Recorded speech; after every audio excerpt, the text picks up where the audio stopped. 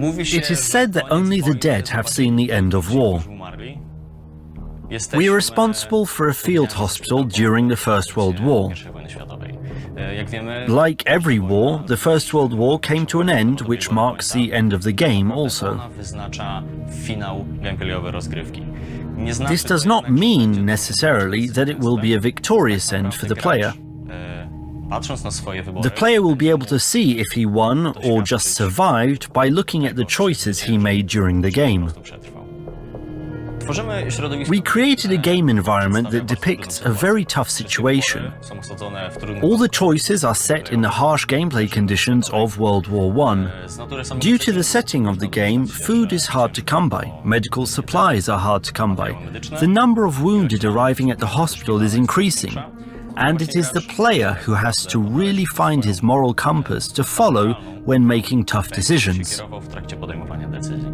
The choices the player makes throughout the game have a fundamental effect on the endings, as we have several of them. The player's decisions affect all the characters that are in the game.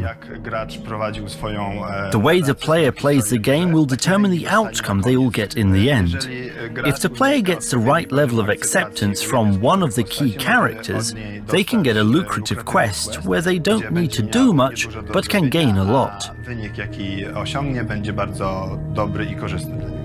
We try to make sure that the decisions the player has to make are not black and white. At any point when a player has to make a choice, it could be a crushing one. Whether the player was humane or not, what kind of approach he had to patients, how he ran his economy, it will all be summed up at the very end of the game, and he will get one of the endings that we prepared. Making choices in War Hospital is about being aware of the consequences that come with the choice.